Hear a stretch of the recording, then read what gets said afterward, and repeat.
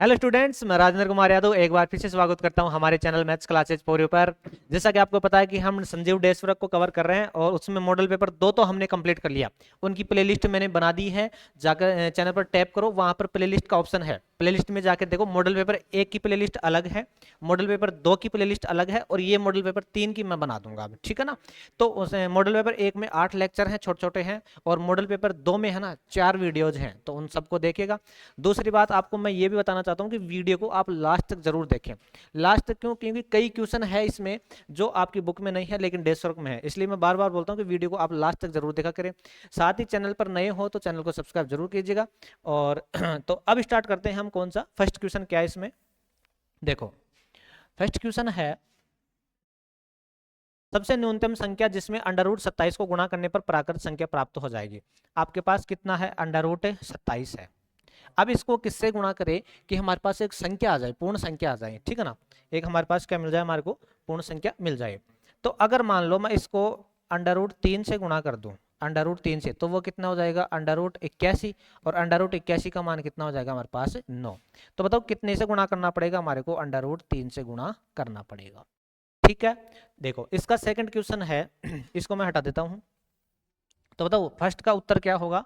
आपको लगाना है क्वेश्चन नंबर 1 उत्तर कितना होगा? Under root 3। फिर लगाओ इसका सेकंड, सेकंड पार्ट का आंसर देखो क्या है। सेकंड है, यदि पूर्णांक x व 18 का एलसीएम कितना है? 36 है। और एचसीएफ है ना, वो कितना आपके पास? 2 है, तो x का मान होगा, ठीक है। आपको बताओ एलसीएम इंटू एचसीएफ बराबर कितना होता है? a into B. एलसीएम का मान बोलो कितना है? 36 इंटू एचसीएफ का मान बोलो कितना है? 2 बराबर a का मान बोलो कितना? नहीं है, x दे रखा है, ठीक है, इंटू b का मान बोलो कितना आपके पास? 18 है, ठीक है। अब आपको x का मान पूछा है तो x का मान हम निकाल देंगे। x का मान देखो कैसे निकालेंगे हम, आपको ऐसे ही पूरा सोल्व करना है। हाँ, 18 इधर गुणा में, उधर जाएगा तो भाग में। तो देखो क्या होगा, 36 इंटू 2 बटे में कितना आ जाएगा आपके पास? 18 बराबर में कितना आपके पास? x। ये कट जाएगा कितनी बार? 2 बार। तो x का मान कितना आ जाएगा? 2 दूनी 4। x का मान कितना आ गया हमारे पास? 4, ठीक है। चलो, हाँ, तो ये दो कौन सा ऑप्शन आपके पास? डी ऑप्शन है। चले आगे, नेक्स्ट देखो हमारे पास क्या है। हाँ, तीसरा है इसका, आपको एक ग्राफ दे रखा है और पूछा है कि शून्यांकों की हल निकालो, शून्यांकों का हल। तो एक लाइन खींचो एक्स एक्स एक्स के समांतर। तो ये कितनी जगह काट रही है? एक जगह। तो बताओ कितने हल होंगे? एक हल, एक हल होगा। कौन सा ऑप्शन है? फर्स्ट ऑप्शन है। चौथा नंबर का क्या है आपके पास? आपको दो समीकरण दे रखा है और इनमें बताना है कि रेखाएं कैसी हैं, समांतर हैं, प्रतिच्छेदी हैं, या कितने हल हैं। हल बताना ना, ठीक है। तो देखो सबसे पहले लिखो आप, चौथा क्या है आपके पास? 9x प्लस 3y और प्लस में 12 और बराबर में क्या है? 0। और दूसरा क्या आपके पास? 18x प्लस में 6y और प्लस में 24 बराबर में क्या है? 0। तो सबसे पहले a1 का मान बताओ कितना है? 9 जो x के साथ। b1 का मान बताओ कितना है? 3। और c1 का मान कितना है? 12। इधर बताओ a2 का मान बोलो कितना है? 18। और b2 कितना आपके पास? 6। और c2 कितना आपके पास? 24, ठीक है। तो सबसे पहले a1 बटा a2 निकाले हम। a1 बटा a2 निकालो, 9/18 कितना आया? 1/2, ठीक है जी। अब निकाले हम b1 बटा b2। b1 का मान बोलो कितना है? 3। और b2 का मान बोलो कितना है? 6। तो ये भी कट के कितना हो गया? 1/2। तीसरा हम निकाले c1 बटा c2। c1 बटा c2 मतलब 12/24 कितना हो गया? 1/2। तो तीनों बराबर ही आ गए ना। आपके पास क्या आया? a1 बटा a2 बराबर है b1 बटा b2 बराबर है c1 बटा c2। ये आपके पास निकल के आ गया। आराम से निकाल सकते हो भाई, a1 b1 ही तो निकाला हमने, ठीक है। अब मेरे को एक चीज बताओ, ये किस कंडीशन में आता है? जब रेखाएं कैसी होती हैं? समपाती होती हैं। रेखाएं कैसी होती है? समपाती। समपाती मतलब एक दूसरे के ऊपर ही है। अगर एक दूसरे के ऊपर ही है तो अनंत जगह काटेगी। और अगर मान लो अनंत जगह काट रही है तो इसके हल भी कितने होंगे? अनंत हल, अपरिमित हल, अपरिमित हल। तो आपके पास ऑप्शन हो जाएगा अपरिमित हल, ठीक है ना। ऐसे आपको पूरा सोल्व करके लिखना है, ठीक है। चलो मैं आगे हाँ, 4 हो गए। पांचवा देखो क्या है इसका। पांचवा क्वेश्चन आपके पास सा बड़ा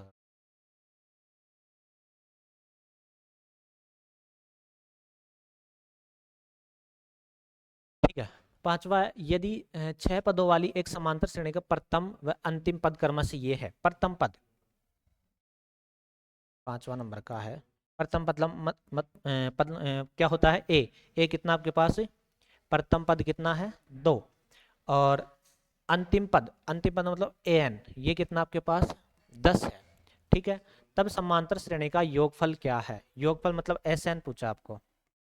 ठीक है, और पद कितने बता रहा आपके पास? 6, तो मतलब n का मान कितना आपके पास? 6 है। अब SN पूछा है तो निकाल दो। SN बराबर क्या होता है? n/2, छोटे वाले लग जाएगा भाई, a और an दोनों है, a प्लस an। ठीक है, तो n का मान कितना है? 6, तो बराबर 6/2, a का मान कितना है? 2, और an का मान कितना है? 10। ठीक है, तो S6 बताओ क्या निकल के आएगा?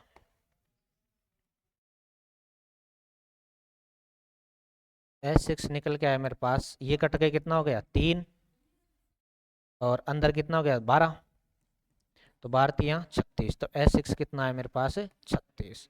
ठीक है, छोटे वाला फॉर्मूले से ही काम हो जाएगा भाई। ए भी आपके पास, एन भी है और ए एन भी है, सारे हैं, तो इसमें हमने रख दिया। ठीक है, चलो हटा दो इसको। स्क्रीनशॉट ले लो, फिर हटा देता हूँ। तो नेक्स्ट देखो क्या है।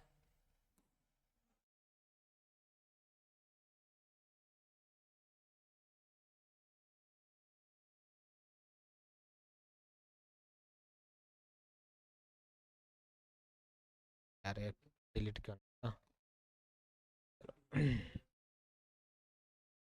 हाँ, इसका देखो नेक्स्ट क्या है। चलो एक्स, हाँ ये तो हो गया ना। ठीक है, हाँ, छठवा क्या है? यदि समांतर श्रेणी का प्रथम पद ये है, सार्वंतर ये है, तो एनवा पद क्या होगा? एनवा पद मतलब क्या होता है? ए एन क्या होता है बताओ? A+n-1 × D, यही तो होता है। जिसका प्रथम पद कितना दे रखा है आपको? 2 दे रखा है, मतलब a का मान कितना दे रखा है आपको? 2। सार्वंतर मतलब d दे रखा है कितना आपको? 3। तो n वा पद क्या होगा? तो लिख दो इसके अंदर। तो an बराबर, a का मान कितना आपके पास? 2, प्लस n का नहीं पता तो रख दो -1, और d का मान कितना आपके पास? 3 है। ठीक है, तो an बराबर 2 प्लस 3 को अंदर गुणा करो, 3n माइनस में 3, तो क्या बचा आपके पास? आपके पास बचा an बराबर, अच्छा 3n और माइनस में 1, 3n माइनस में 1। ठीक है, ये आपका आंसर हो गया। कौन सा ऑप्शन है? ये ऑप्शन है। ठीक है भाई, 3 को हमने अंदर गुणा कर दिया, तो 2 में से -3 का तो कितना बचा? -1, और 3n ऐसा कैसा। ठीक है, चलो नेक्स्ट क्या इसका? 7वां क्या है?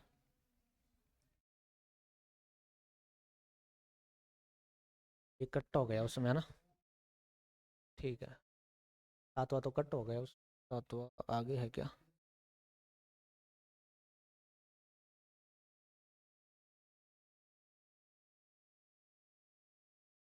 ये कौन सा?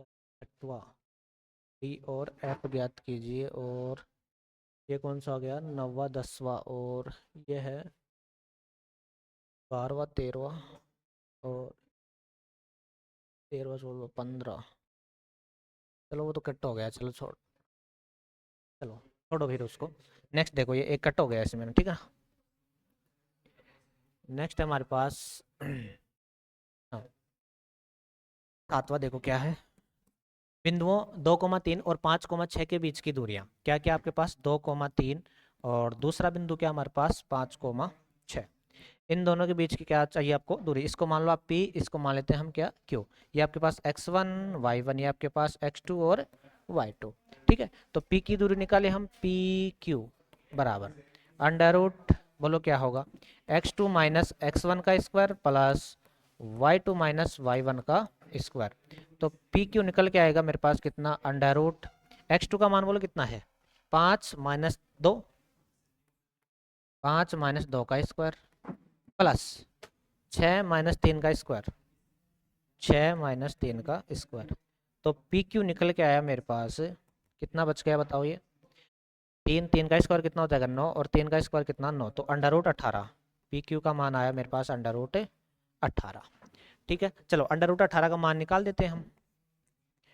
2, 9, 3, तीन तीन एक, जिसका जोड़ा है वो अंडर रूट से बाहर आ जाएगा, तो तीन का जोड़ा है तो अंडर रूट तीन बाहर आ जाएगा, ठीक है। तो पी क्यू का मान कितना आ जाएगा मेरे पास,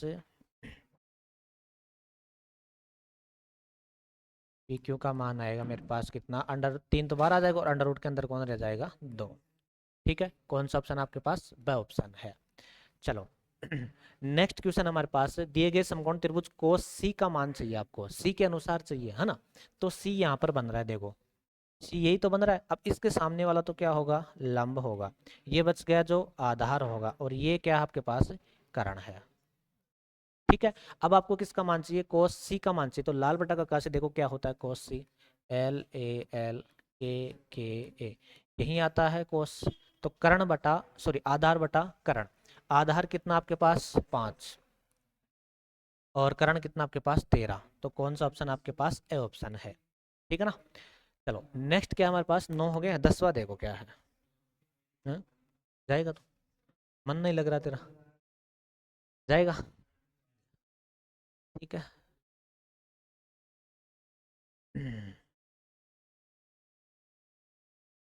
चलो 10वां क्या है हमारे पास,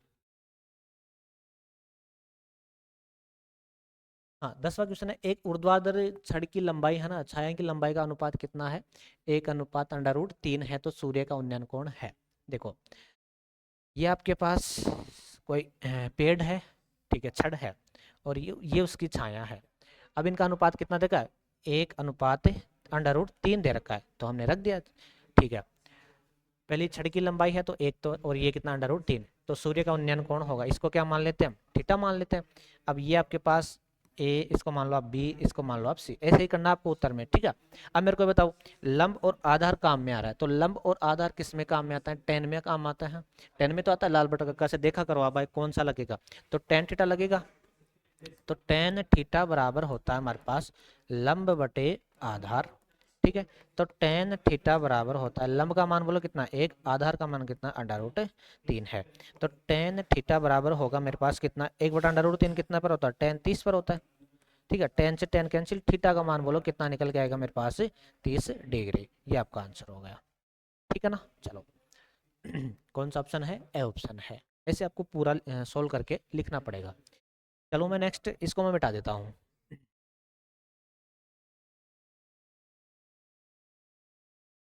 हाँ नेक्स्ट क्या है मेरे पास, 10वां हो गया, 11वां देखो, एक वर्त की जीवा है जिसकी लंबाई वर्त की त्रिज्या की 2 गुनी होती है, क्या कहलाती है।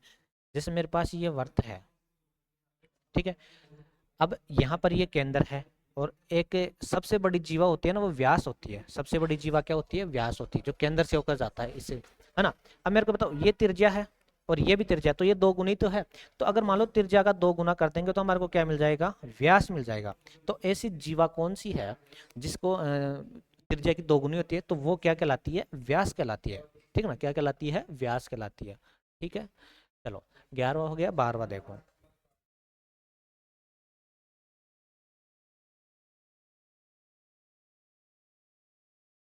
12वां है, हाँ यदि एक बाह्य बिंदु P से O केंद्र वाले वृत्त पर दो स्पर्शरेखा PA और PB इस प्रकार खींचे कि दोनों के बीच में कोण कितना है, 80 डिग्री है, तो कोण POA ज्ञात कीजिए। चलो ये मेरे पास कोई वृत्त है, ठीक है, एक स्पर्शरेखा ये है और एक स्पर्शरेखा आपके पास ये है,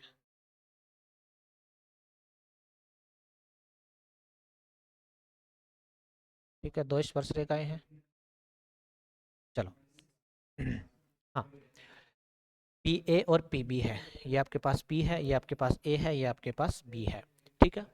और दोनों के बीच में कोण कितना आपके पास 80 डिग्री है, यहाँ पर कोई केंद्र होगा O, ठीक है। अब इसको मिला देते हैं। अब आपको कौन सा निकालना है, POA, ये कोण निकालना है। मेरे को एक चीज बताओ, त्रिज्या त्रिज्या और स्पर्शरेखा कितने डिग्री पर मिलती है, 90 पर, ये आपने 10.12 में देखा होगा। त्रिज्या और ये स्पर्शरेखा कितने पर मिलेगी, 90 पर। अब देखो एक चतुर्भुज बन रहा है AOBP, ये चतुर्भुज बन रहा है, और चतुर्भुज के चारों कोणों का योग कितना होता है, चाहे चतुर्भुज हो, चाहे पंचभुज हो, चाहे षटभुज हो, कितने भी हो, सभी का कोण सबका योग कितना होता है, 360 होता है, ठीक है ना। तो इन सभी का योग कितना होगा, 360 होगा, ठीक है। तो बताओ कोण ए प्लस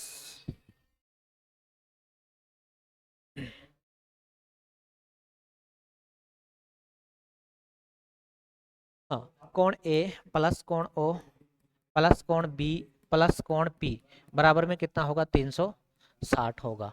ठीक है, ए का मान बोलो कितना है? ब्लर थोड़ी हो रहा है, नहीं हो रहा। ए का मान बोलो कितना है? 90 है। ठीक है, ओ का हमको निकालना है, बी का मान कितना है? 90 है। पी का हमारे पास कितना? 80 है, बराबर में कितना होगा? 360 होगा। ठीक है, तो ये कितना हो गया टोटल? 90 और 90 180, 180 ये 260 हो गया। तो कोण ओ प्लस 260 बराबर में कितना हो गया? 360। तो कोण ओ का मान निकल के आ गया 360 माइनस में 260। तो कोण ओ निकल के आया मेरे पास कितना? 100 डिग्री। ठीक है जी, कोण ओ कितना निकल गया मेरे पास? 100 डिग्री। चलो मैं आगे। हाँ, नेक्स्ट क्या है इसका? हाँ 12 हो गया। 13वां क्या है? एक वृत्त की त्रिज्या r है तो इसकी परिधि, अरे वृत्त की परिधि क्या होती है? 2 पाई r ही तो होती है, 2 पाई r होती है। ठीक है, तो कौन सा ऑप्शन आपके पास? ए ऑप्शन है। चलो मैं आगे। नेक्स्ट देखो क्या है? 13वां हो गया। 14वां क्वेश्चन देखो।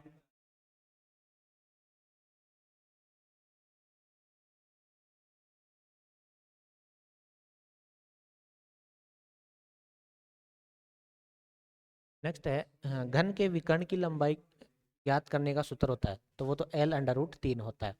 ठीक है, L√3 होता है, डायरेक्ट आपको याद भी होना चाहिए। नेक्स्ट क्वेश्चन है एक शंकु की त्रिज्या है ना वो 14 सेमी, तिर्यक ऊंचाई 10 है, तो शंकु का वक्र पृष्ठीय क्षेत्रफल, शंकु का वक्र पृष्ठीय क्षेत्रफल क्या होता है? πr/l। ठीक है, यही होता है। ठीक है, πr/l। उसमें r का मान कितना दे रखा है आपको? r का मान दे रखा है 14। और h का तिर्यक ऊंचाई l का मान कितना दे रखा है आपको? 10 दे रखा है। ठीक है, तो रख दो इसके। पाई का मान कितना होगा? 22/7। r का मान दे रखा है 14, l का मान दे रखा है 10। इसको काट दो कितनी बार? 2 बार। तो 44 410 हो जाएगा, इनको गुणा करेंगे 410 हो जाएगा सेमी स्क्वायर। ठीक है, सॉरी 440, हाँ 440 हो गया ना, 440 सेमी स्क्वायर हो गया। कौन सा ऑप्शन आपके पास? स ऑप्शन है। चलो मैं आगे। नेक्स्ट देखो क्या है हमारे पास।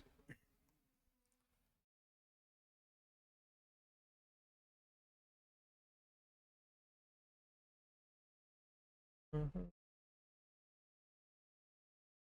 हाँ जी, नेक्स्ट क्वेश्चन क्या है हमारे पास? यदि निम्नलिखित आंकड़ों में बारंबारताओं का योग कितना है? 60 है। बारंबारताओं का योग कितना दे रखा आपको? 60 है। तो x का मान, तो यही तो है बारंबारता, इन सब का योग करके किसके बराबर कर देंगे? 60 के बराबर।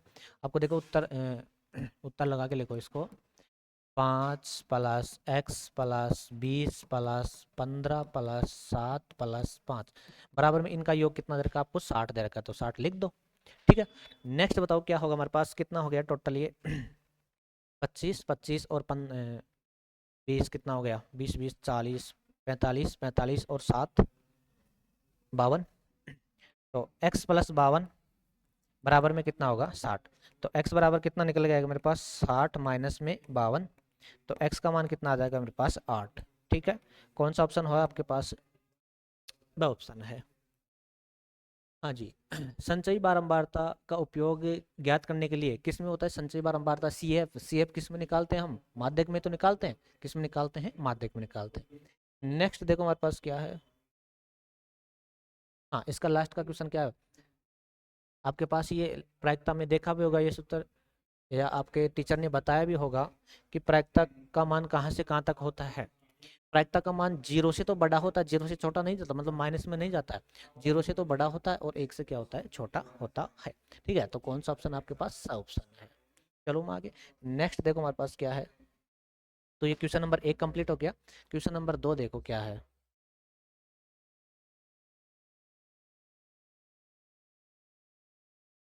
तो क्या है? द्विघात समीकरण ax² + bx + c का विविध कर। अरे डी क्या होता है? डी क्या होता है? डी बराबर क्या होता है बताओ? डी बराबर होता है b² - 4ac, ये तो होता है डी। ठीक है, चलो इसका सेकंड क्या है? प्रथम धन n पूर्णांकों का योग है। ये भी आपको अगर मान लो नहीं पता है तो क्या होता है? n+1 और बटे में 2। अब इसको निकालना भी बता देता हूँ मैं आपको। चलो इसको सोल्व कर देता हूँ मैं पूरा कंप्लीट। आपको क्या बोला? प्रथम धन पूर्णांकों का योग निकालना है ना आपको। ठीक है, तो देखो प्रथम धन पूर्णांक कहाँ से स्टार्ट होंगे? 1 से होगा, 1 फिर 2 फिर 3 फिर 4 फिर 5, ऐसे कितने n तक जा रहे हैं। ठीक है ना, चलो अब इन सब का योग निकालना है, तो a का मान बोलो कितना है 2, d का मान बोलो कितना है 2 माइनस 1 कितना बच गया 1। अब आपको Sn निकालना है, Sn बराबर क्या होता है n/2 2a plus n minus 1 into D, ये तो होता है। तो Sn बराबर होगा, n का मान नहीं पता रहने दो बटे 2, दो a का मान बोलो कितना 1, n का मान नहीं पता ठीक है रहने दो, a का d का मान भी कितना है 1 है। अब इसको सोल्व कर देते हैं हम तो कितना होगा n/2, ये कितना हुआ 2, ठीक है 2a प्लस भी आएगा यहाँ पर, 2 प्लस में क्या बचा आपके पास n माइनस 1, ठीक है। चलो तो n/2, ये क्या हमारा 2 में से एक गया तो एक ही तो बचा n माइनस 1, ठीक है ये तो बचा बस। अब इसको 2 को बटे में लिख दो इसको, ठीक है। तो आपके पास होगा n इंटू n माइनस 1 और बटे में कितना 2, ठीक है ना। ये आपको डायरेक्ट भी याद रखना है और मैंने निकालना बता दे भाई, a का मान भी कितना d 1 है और d का मान भी कितना आपके पास 1 है, ठीक है। चलो हाँ, इसका सेकंड थर्ड क्या है, टेन थीटा और सॉरी टेन 30 और टेन 60 का मान होगा, दोनों गुणा में है, टेन 30 और टेन 60। टेन 30 का मान बोलो कितना होता है, टेन 30 का मान होता है मेरे पास कितना 1/√3 इंटू टेन 60 का होता है √3, ये तो कैंसिल हो गया, कितना बच गया मेरे पास 1 बच गया, ठीक है। तो ये तीसरा कंप्लीट हो गया। चौथा देखो क्या है, सॉरी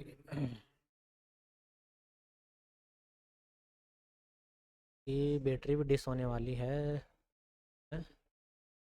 चलो देखते हैं जितनी देर तक चलता है फिर चेंज कर देंगे।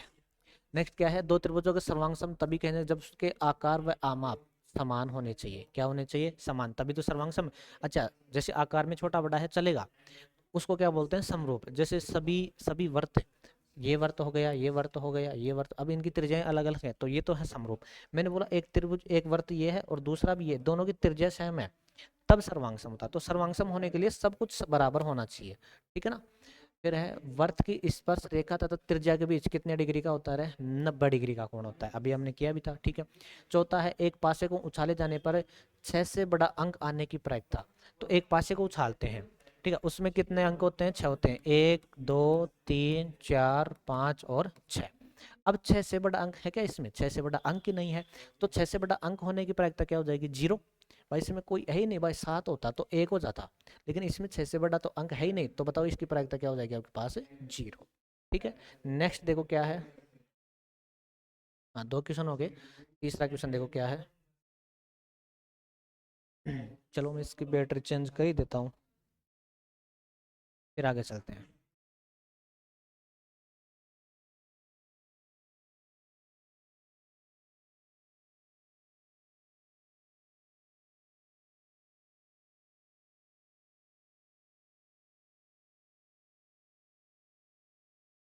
एक बार ये देखना सही चल रहा है, सही है, आवाज़ आ रही है, ठीक चलो।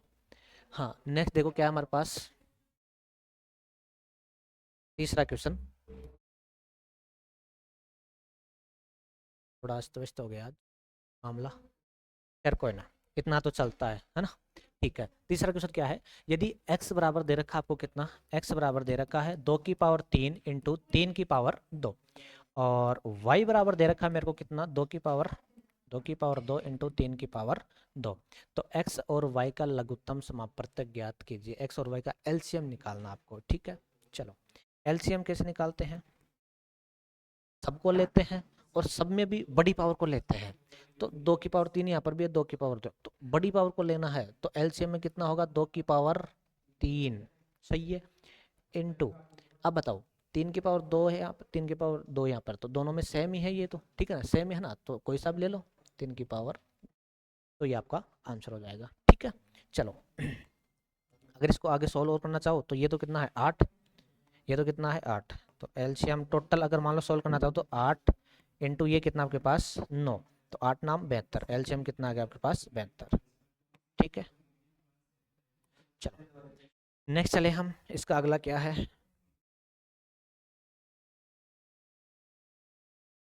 हाँ √2 और √3 के बीच में परिमेय संख्या ज्ञात कीजिए। देखो √2 का मान होता है 1.41 और √3 का मान होता है, आपने देखा, 1.73। ये होता है इनके मान। तो इनके बीच में कोई भी संख्या क्या हो जाएगी, जैसे मान लो 1.15 मान लो, ये इनके बीच में ही तो है, ठीक है ना, ये हो गए इसके। चलो नेक्स्ट क्वेश्चन क्या है हमारे पास, तीसरा क्वेश्चन क्या है।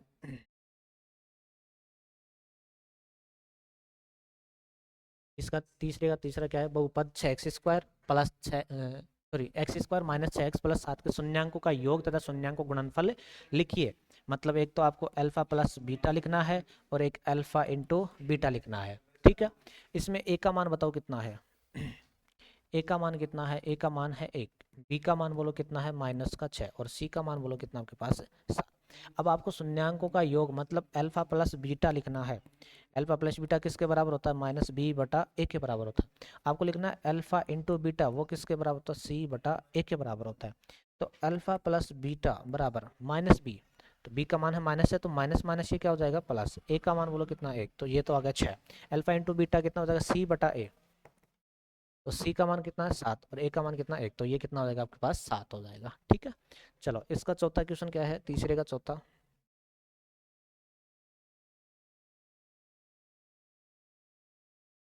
हाँ जी आपको बताना है संगत है या असंगत है।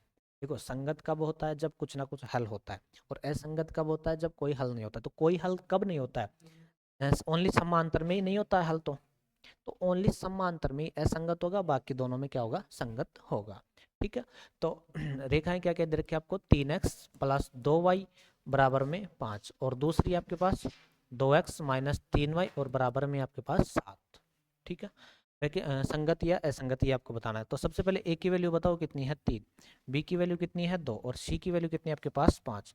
यहाँ से a1 b1 c1, a2 की वैल्यू बताओ कितनी है आपके पास 2, b2 की वैल्यू बताओ -3 और c2 की वैल्यू बताओ कितनी है आपके पास 7 है, ठीक है। अब सबसे पहले a1/a2 निकालो, a1/a2 तो 3/2 निकाल लिया, ठीक है। अब निकालो आप b1/b2, तो यह है पास 2/-3, तो ये दोनों बराबर थोड़ी है, ये दोनों बराबर नहीं है। तो आपके पास क्या निकल के आया, a1/a2 बराबर नहीं है b1/b2 के। अगर बराबर नहीं है, बराबर नहीं है तो फिर वो क्या है, प्रतिच्छेदी रेखा है। प्रतिच्छेदी रेखा है तो देखो ऐसे काटेगी, एक जगह काटेगी, प्रतिच्छेदी एक ही जगह काटती है, तो इसके हल कितने होंगे, एक हल होगा।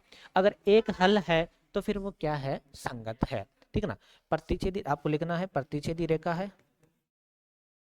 प्रतिच्छेदी रेखा है, ठीक है, और एक हल होगा, वह संगत है, वह संगत है, ठीक है। चलो तो इसका चौथा हो गया, पांचवा देखो क्या है।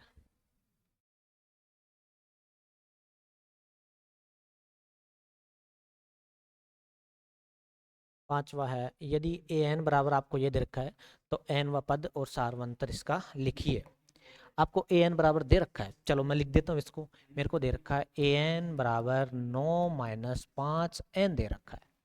अब इसका एक तो एन व पद निकालना है और एक सारवंतर निकालना, मतलब एक तो एन निकालना है आपको, ठीक है, और एक आपको डी निकालना है। ये दो चीज आपको निकालनी है, हाँ जी तो क्या करें, मेरे को अगर मान लो पहला पद चाहिए, क्या चाहिए, पहला पद है, तो n की जगह कितना होगा, एक ही तो होगा। अगर मान लो दूसरा पद चाहिए तो n की जगह कितना होगा, 2 होगा।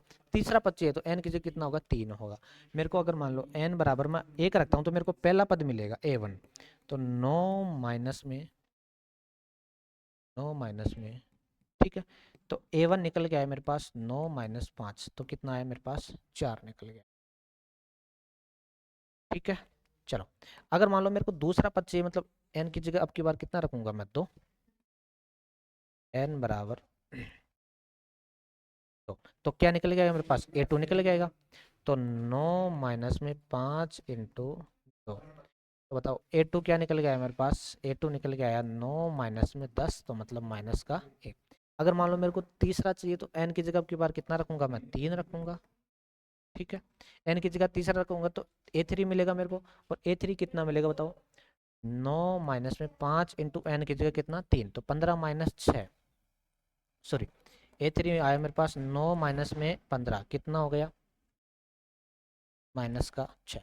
तो देखो एक AP निकल गया है मेरे पास, ये मेरे पास A1 आ गया, ये मेरे पास A2 आ गया और ये मेरे पास A3 आ गया। A2 ये है और A3 ये है। 3 पद आ गए, ठीक है। आगे और भी निकालना चाहो तो निकाल सकते हो। तो AP क्या बनी मेरे पास, A1 है 4, AP है मेरे पास क्या 4, उसके बाद में है -1, उसके बाद में है -6, ऐसे जा रही है। अब इसका n, एक तो n निकालना आपको, ठीक है। और d बताओ क्या होगा, पहले तो d निकाल लेते हैं। d क्या होगा, A2 - A1, तो d निकल गया। A2 का मान है -1 और माइनस में 4, तो d निकल गया मेरे पास कितना, -5। ठीक है, ये मेरे पास क्या निकल के आ गया, d निकल के आ गया। अब इसमें n व पद भी चाहिए, n व पद मतलब an चाहिए आपको। तो an बराबर क्या होता है, a plus n minus 1 into D है। तो an बराबर होगा मेरे पास, a का मान कितना है मेरे पास 4, प्लस n का नहीं पता -1 इंटू डी कितना है मेरे पास -5। ठीक है, अब इसको सोल्व कर देते हैं। तो an बराबर 4, -5 को अंदर गुणा करेंगे, माइनस का 5n, 5 को -1 से तो प्लस का 5। तो an निकल गया है मेरे पास 4 और 5 कितना हो गया 9, माइनस में 5n। ये आपके पास n वा पद निकल के आ गया। n वा पद मतलब an, n वा पद मतलब an। ठीक है तो ये इसका 5वां कंप्लीट हो गया। आपने क्या किया भाई, ये आपको दे रखा था an। अब मैंने एक काम किया, सॉरी एन में पद तो चाहिए नहीं था, ये तो दे रखा है आपको, ये हमने जबरदस्ती निकाल दिया। ठीक है ना, इसको तो हटा दो चाहिए, ये तो आपको दे रखा है ना। इसको तो निकालने की जरूरत, अब देखो आया भी यही है ना। चलो इसको तो हटाओ, चलो छोड़ो मिटाई देते हैं इसको, हटा दो। ये तो चाहिए भी नहीं था, ओनली आपको तो डी तो चाहिए, सार्वंतरी तो चाहिए था। ठीक है, तो हमने निकाल दिया। कैसे निकाला भाई, सबसे पहले हमने A1 निकाल लिया। A1 मतलब n की जगह कितना होना चाहिए, 1 होना चाहिए, तो n की जगह 1 रखा, फिर n की जगह 2 रखा, फिर n की जगह 3 रखा। ऐसे 3 पद आ गए, अब इनका d निकाल देंगे हम। ठीक है, नेक्स्ट देखो क्या है हमारे पास,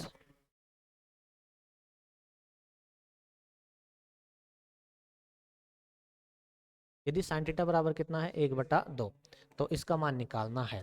तो पहले थीटा निकाल ले हम, ठीक है। चलो या फिर निकालो, यहाँ पे इसमें साइन थीटा का मान कितना दे रखा आपको 1/2, तो साइन थीटा की जगह 1/2 रख देंगे। तो 1 माइनस 2, साइन थीटा की जगह कितना रखेंगे 1/2, इसका क्या आपके पास स्क्वायर है, बटे में साइन थीटा मतलब 1/2। बस साइन थीटा का मान रख दिया हमने, इसको अब सोल्व करते हैं। तो 1 माइनस में 2, इसका कितना हो जाएगा 1/4। ठीक है, बटे में कितना आपके पास 1/2, ये कटेगा 1/2 बचेगा। ठीक है, आपके पास बचा 1 माइनस में 1/2 और बटे में कितना 1/2। एक में से आधा किया तो कितना बचा, आधा ही तो बचा, और बटे में भी कितना है आधा है, ये कैंसिल होकर कितना हो गया आपके पास 1। ठीक है चलो नेक्स्ट देखो क्या है हमारे पास,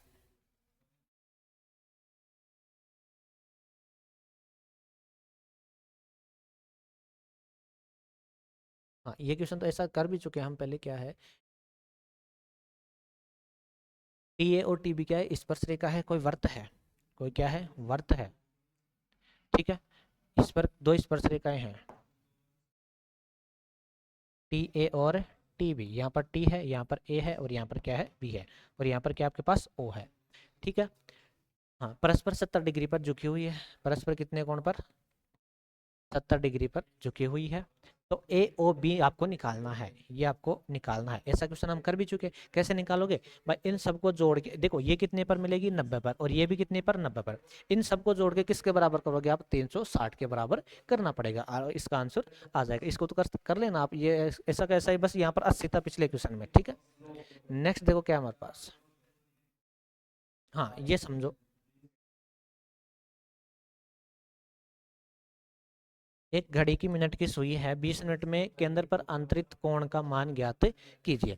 अब मिनट की सुई होती है, ठीक है, जैसे मान लो ये घड़ी है, अब इसमें मिनट की सुई है, वो कितने टाइम में 360 बना देगी। अब पूरा एंगल कितना बनता है घड़ी में 360 बनता है, लेकिन मिनट की सुई कितने टाइम में बना देगी।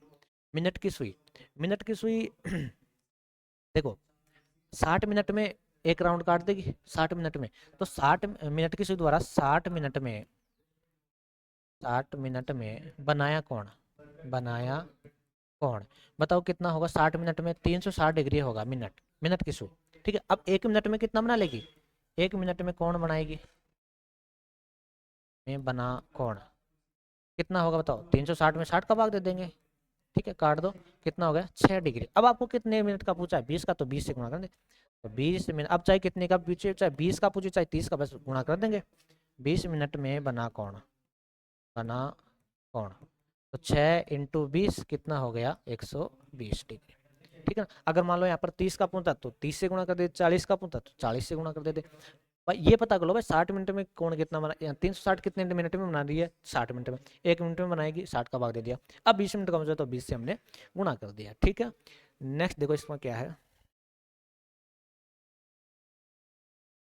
हाँ जी, इसका बहुलक निकालना है। बहुलक मतलब सबसे ज्यादा बार है, तो 1 2 3 4 कितने बार है? 3 बार, सबसे ज्यादा यही है, तो इसका बहुलक कितना हो जाएगा? 4। ठीक है, नेक्स्ट क्या है। आंकड़ों का माध्यक ज्ञात कीजिए। माध्यक निकालना है इनका। पहले तो इनको आरोही क्रम में लिखो, बढ़ते क्रम में लिखो। सबसे पहले कौन आ जाएगा? 17, उसके बाद में 18, उसके बाद में 19, उसके बाद में 20, उसके बाद में 25, उसके बाद में 29। 1 2 3 4 5 है थोड़ी गया, 27 हो गया ना यहाँ पर, 27 और 29।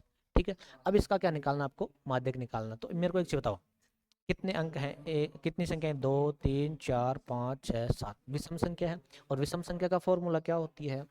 n+1/n+1/2 पद, इसका माध्य होगा वहाँ पद। ठीक है, तो n का मान कितना आपके पास? 7 है, +1/2 पद। ठीक है, मतलब 8/2 पद, मतलब कौन सा? 4वां पद। अब इसमें देखो 4वां पद कौन सा है? 4वां, 1 2 3 4, तो इसका माध्य कितना होगा? 20। आपको ऐसे निकालना है। बताओ माध्य क्या निकल के आएगा मेरे पास?